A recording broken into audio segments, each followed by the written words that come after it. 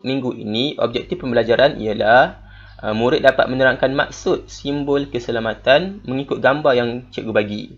Okay. Seterusnya, untuk kriteria kejayaan, pertamanya murid dapat menyatakan secara lisan, maksudnya murid cakap sendiri apa dia peraturan keselamatan dalam bengkel. Kemudian kedua, menyatakan secara bertulis, murid bertulis apa dia peraturan keselamatan diri. Untuk tambahan, murid boleh menamakan simbol keselamatan tu dengan betul. Baik.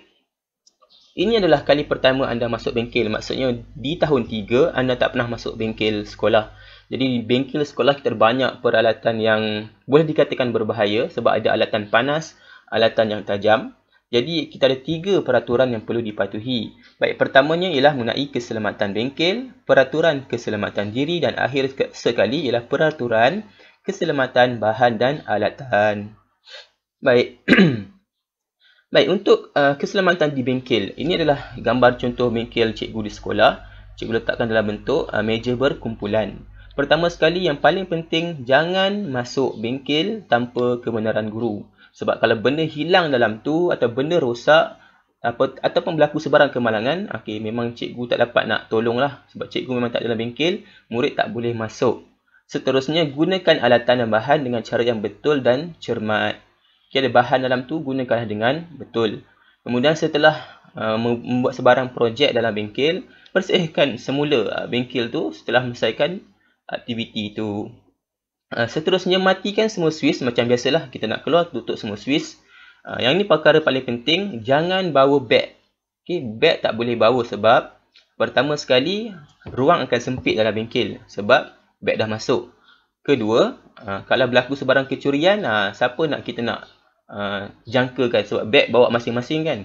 Jadi tak boleh bawa beg. Seterusnya, pastikan semua pintu dan tingkap terbuka supaya bengkel ada cahaya yang baik dan juga pengudaraan. Sebab apa perlukan pengudaraan yang baik? Kerana dalam bengkel kita ada bahan-bahan yang bahan kimia yang berbau. Jadi kalau dia punya pengudaraan tak baik, jadi bau dalam bengkel tu boleh memudaratkan murid-murid. Seterusnya, jika ada sebarang tumpahan di lantai, bersihkan dalam bengkel segera. Beritahu guru jika berlaku sebarang kemalangan. Dan akhir sekali, mintalah kebenaran guru sebelum menggunakan peralatan dan bahan yang ada di dalam bengkel. Jadi jangan guna tanpa pengawasan guru. Kalau ada nak guna apa-apa alatan, minta kebenaran. Sebab anda akan guna banyak alatan dalam bengkel selepas ini. Baik, seterusnya, tadi pasal bengkel, kita akan tengok keselamatan diri. Ini adalah gambar murid yang cikgu ambil daripada buku teks. Murid lelaki, murid perempuan Muslim dan murid perempuan bukan Muslim. Jadi untuk pemakaian, kalau ada projek yang melibatkan penggunaan bahan kimia dan juga alatan, eloklah guna apron. Sebab apron ni akan melindungi baju kita supaya tidak kotor. Kemudian, pastikan rambut diikat dengan kemas. Jika ada pakai tali leher, masuklah tali leher ke dalam apron ataupun selitlah dalam baju.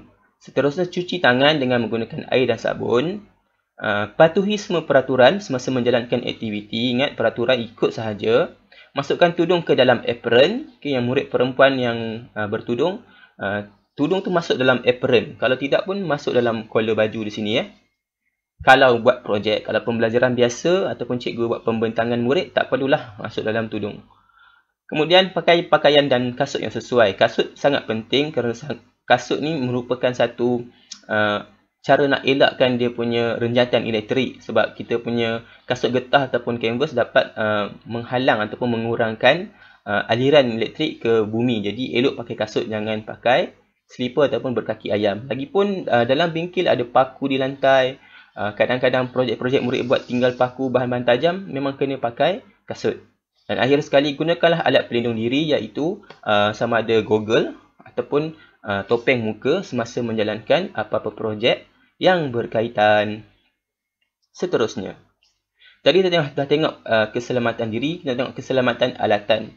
Dalam bengkel ni banyak alatan, contohnya hot glue gun yang panas. Kemudian kita ada gergaji yang tajam. Jadi banyak alatan ni kenalah minta kebenaran guru sebelum gunakan. Sentiasa berhati-hati. Kalau contoh nak gergaji tu, jangan ada murid di hadapan sebab tak tahu. Dan jangan cuit orang tengah buat projek ataupun gunakan alatan sebab katakanlah tengah gergaji, kawan cuit belakang, kena gergaji di belakang, kan jadi satu masalah.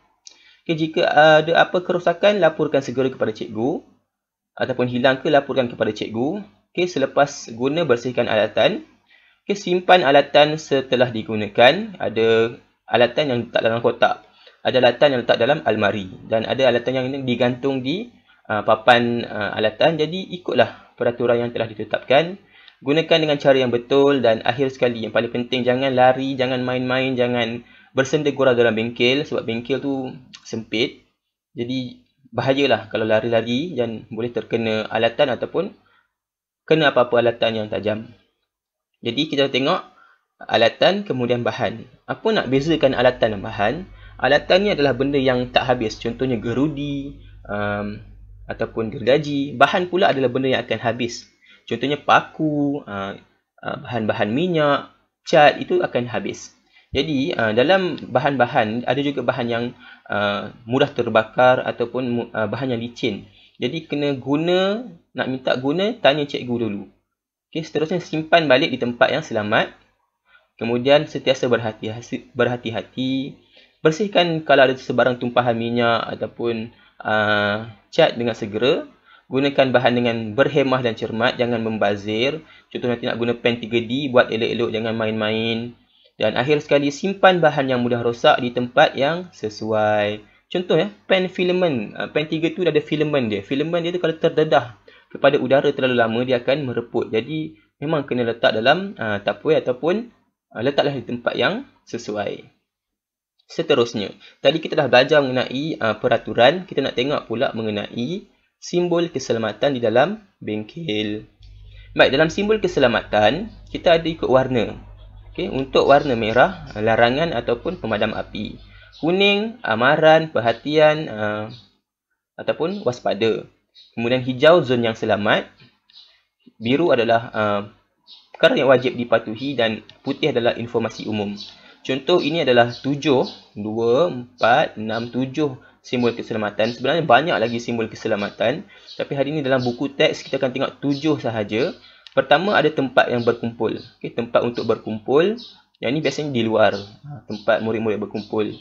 Seterusnya yang ini kita akan tengok di pintu. Macam kalau kita pergi shopping mall. Okay, memang ada kan simbol keluar. Exit. Jadi memang ada simbol ni untuk tanda pintu keluar.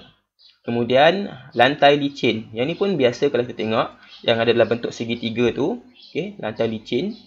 Jagalah kebersihan. Sentiasa menjaga kebersihan. Bahan mudah terbakar, okay? Easy flammable. Jadi dia ada di bahan-bahan yang minyak ataupun contohnya minyak tanah ataupun tina, memang ada simbol ni. Bahan tu mudah terbakar. Okay, kemudian kita ada simbol yang berwarna merah. Contohnya alat pemadam api. Dan kita ada juga kawasan larangan merokok.